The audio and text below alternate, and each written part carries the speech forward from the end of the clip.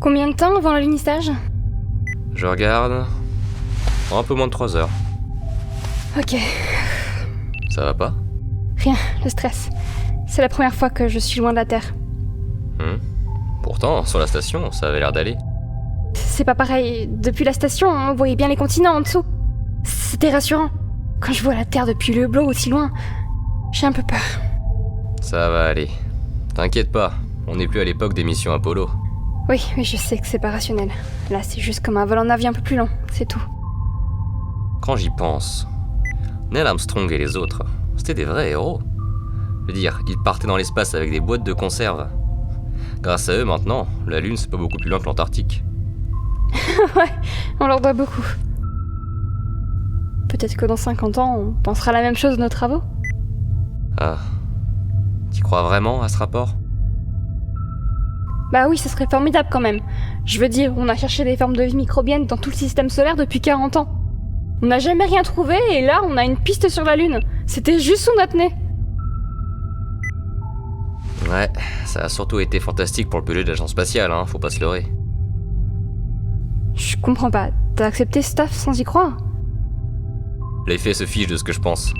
Si on trouve quelque chose, tant mieux, sinon tant pis.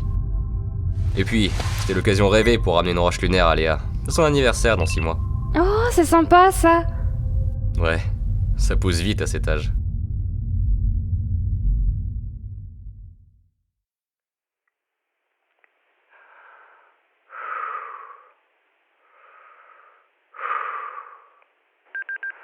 Porte extérieure fermée. Je lance la pressurisation du sas. Vas-y.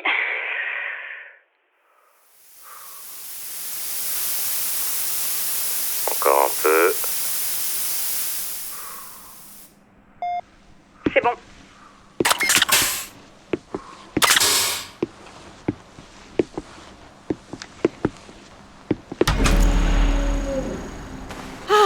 Docteur Goulet, Docteur Bouteau.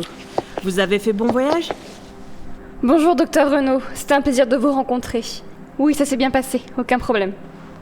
On a les appareils et la nourriture avec nous dans les caisses. Vous voulez qu'on les installe où? Bon, écoutez, Xavier se repose encore. Laissez-les dans l'entrée du couloir, on s'en occupera plus tard. Ah bon? Vous êtes sûr? Mais oui, elles risqueront pas de bouger. Je vais déjà vous montrer la base, et on va trinquer pour votre arrivée. D'accord, et puis je pense qu'on sera pas trop de 4 pour porter ces caisses. Pourquoi? Ben, parce que 110 kilos, ça va être lourd à porter.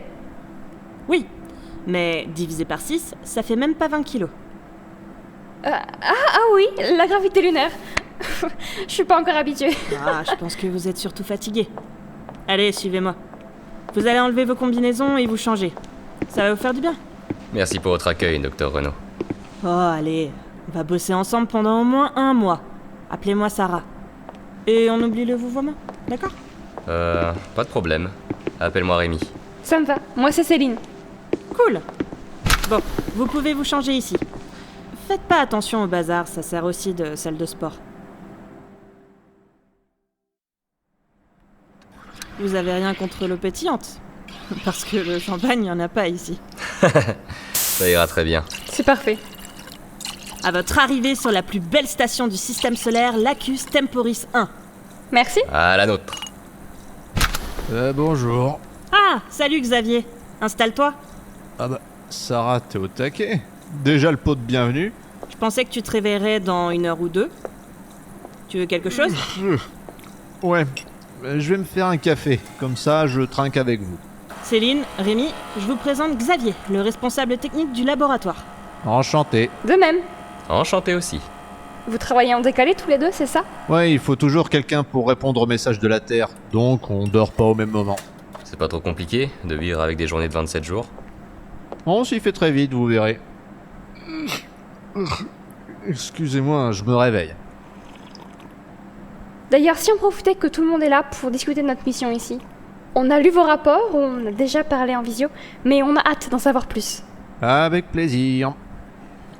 Déjà, il faut que vous sachiez une chose. Sarah et moi, on n'a pas les mêmes conclusions à propos de ces nodules microscopiques retrouvés dans le cratère Endymion. Oui, je veux rester prudente. Des matériaux inorganiques qui se dupliquent, c'est pas si étrange. Je pense pas que ce soit des formes de vie extraterrestres. Surtout qu'on trouve aucun composé organique dans ces nodules. Ah, Comme le phénomène de croissance des cristaux qui n'a rien d'organique, vous voulez dire? Oui, par exemple. Ce n'est pas parce que ça a quelques caractéristiques communes avec la vie que c'est de la vie. Bah du coup, on a besoin d'un point de vue extérieur et d'outils adaptés pour trancher si oui ou non c'est une nouvelle forme de vie. D'accord, mais votre étude était co-signée, et vous aviez mis beaucoup moins de réserves dedans, il me semble. Ça. C'est l'agence spatiale qui nous a fortement encouragés à tourner le papier comme ça. Ouais, ça ne m'étonne pas. Ça aide à débloquer des budgets après tout. Et puis, s'il publie en fanfare un papier sensationnel, une étude peut simplement dire « Oups, on s'est emballé un peu vite » ou confirmer la plus grande découverte de ces dernières années. C'est ça. Dans tous les cas, la recherche y gagne. Je vois ce que vous voulez dire, mais je trouve pas ça très éthique. Le problème est simple, Céline. La recherche de vie extraterrestre, depuis le début, c'est impasse après impasse. Et ça impacte beaucoup l'exploration spatiale. Regardez, on devrait être 12 scientifiques permanents ici, on n'est que 2. Les autres bases lunaires sont abandonnées. Encore 1 an et on rentre les mains vides, faute de budget et d'intérêt pour l'exploration lunaire. On va voir ce qui arrivera. En tout cas, maintenant, on est 4, et on va travailler avec du meilleur matériel. Mais oui, on va pas se démoraliser le jour de notre arrivée. Allez, à la motivation. À la motivation! À la science! À l'exploration spatiale.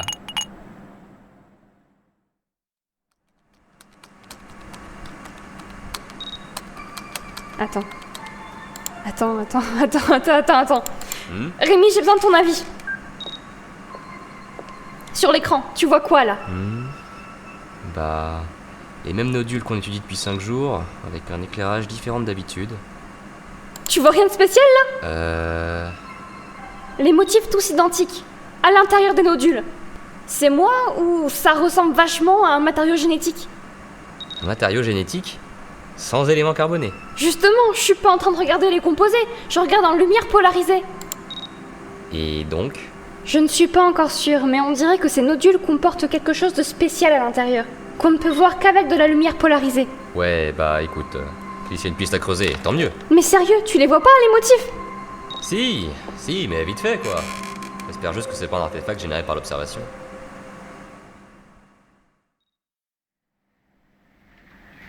Lacus Temporis 1, vous nous recevez? On vous reçoit, c'est bon. Vous nous recevez aussi? Oui, on vous reçoit, et on vous voit tous, pas de problème. On a reçu votre rapport et vos données. Ah, c'est assez fou cette histoire quand même. Oui, c'est déroutant, mais les observations semblent confirmer qu'il y a bien une forme de vie dans ces échantillons. Eh bien, bravo à vous. C'est un petit pas pour l'homme. Et un grand pas pour l'humanité. Merci à vous. On va continuer les recherches, c'est hyper encourageant pour le moment. Qu'est-ce qu'on en pense sur la Terre? Là, les données arrivent. On a déjà une équipe qui travaille dessus. On va attendre un peu avant de publier. On comprend, c'est normal. N'hésitez pas à nous tenir au courant. Bien sûr. Tout se passe bien là-haut? Tout va bien, on bosse bien ensemble. Les nouveaux appareils sont gourmands en électricité, mais rien d'alarmant. On va juste bientôt devoir nettoyer les panneaux solaires. Le réacteur nucléaire fonctionne au ralenti, on a encore quelques jours de soleil. Et la ferme hydroponique, ça pousse? Oui, très bien. On y a mis le temps, mais on a des tomates dans 1 semaine et des citrons d'ici 2 mois.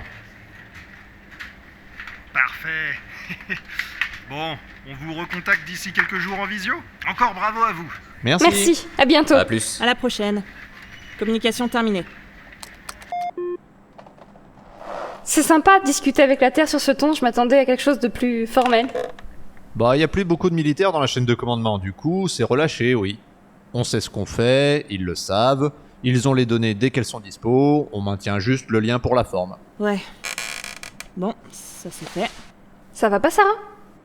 Ah bah je sais pas ce qu'il te faut. Ils ont l'air super contents pour nous et pour la base, pourquoi tu réagis comme ça? Je pense que je comprends, Sarah. Les sourires narquois, ça m'a pas trop plu. Hein? Quel sourire narquois? Ah, y a pas que moi que ça a choqué. Je trouve pas, ils avaient l'air plutôt contents et optimistes.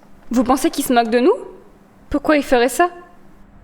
Bon, c'est pas très important. Tant qu'on peut continuer les recherches, tout le monde y gagne, quoi. Ouais, t'as raison. On y repensera si ça devient important.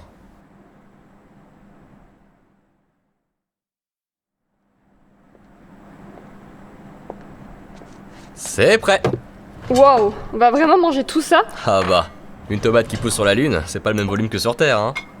Attends, il y a une seule tomate là-dedans? Ouais, enfin, il y a aussi de l'huile, du vinaigre reconstitué. J'ai mis du basilic séché aussi, et Bon du sel. Rémi, on attaque? Parce qu'un vrai repas avec des légumes frais, j'attends ça depuis 4 mois. Hein. Tiens, à toi l'honneur, notre chef de base préféré. Bah yo. Alors Céline, t'as trouvé du nouveau pour ta théorie de pseudo-brin d'ADN? Ah? Ouais, ça se comporte comme du plasma. Si c'en est, il faut encore que je comprenne comment ça peut rester stable à cette échelle et à cette température. Et ça serait ça qui permettrait à ces éléments inorganiques de posséder de l'information génétique, donc. C'est une théorie ambitieuse, on va dire. Par contre, je suis pas vraiment spécialiste de la physique des plasmas. Rémi? Oui, je peux toujours regarder ton travail. Pour le moment, j'ai essayé de reproduire tes expériences, mais je vois rien de vraiment révolutionnaire dans ce que j'observe, quoi. Je veux dire, je suis même pas sûr que ce soit du plasma avec les résultats que j'ai. Enfin, on verra bien. Peut-être que c'est de mon côté qu'il y a un problème après tout. Les structures cristallines organisées dans du plasma, peut-être? Ça me rappelle vaguement quelque chose. Je te filerai mes mesures. On regardera tout ça ensemble avec Sarah. De ce que je vois, on est vraiment proche d'une forme de stockage d'informations. Bon, j'ai pas encore identifié comment, parce que ça ressemble pas du tout à des brins d'ADN ou d'ARN, mais c'est comme si ce plasma contenait une sorte de génome, grâce à des composés à l'intérieur qui interagiraient avec ce plasma. Les structures cristallines dans le plasma, c'est une bonne piste, je pense. Ah, pas beaucoup de goût cette tomate. Très intéressant ça. Un dérivé de forme de vie stellaire en somme. Quoi? Bah oui, le plasma qui maintient les constituants pour les créatures stellaires. De quoi tu parles? Xavier, tu nous sors quoi, là? On va peut-être parler d'autre chose? Tu t'es pas encore servi, Xavier. Oui, c'est pas très important. Bah quoi? Je parle juste des... Enfin, c'est connu pourtant. Non. J'ai jamais entendu parler d'une croyance ou d'une théorie semblable. Les êtres de lumière, c'est passé de mode. Tu es fatigué, non? Tu travailles trop, peut-être? Mais non, je vais très bien. T'as fait pousser des trucs illicites dans la ferme hydroponique, c'est ça, hein? Tu sais, Xavier, on va pas s'emballer sur des théories cheloues à propos de formes de vie fantasmées. Donc on va peut-être se calmer sur les êtres stellaires, tu crois pas? Non, mais attendez, vous me mettez le doute là. Vous aussi, vous avez appris ça, pas vrai? Bon, ça suffit maintenant, c'est gavant. Mais j'ai rien dit de mal, tout le monde sait ça, non? Les dieux, le néant, l'univers des univers. D'où est-ce que tu sors tout ça? Tu l'as lu ou tu l'as inventé? Bah, je l'ai toujours su, c'est tout. Les dieux qui vivent entre les réalités... Xavier, tu arrêtes de raconter n'importe quoi tout de suite.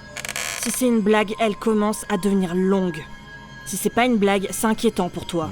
Sarah, attendez, là, j'ai un peu peur là. Vous croyez que je suis...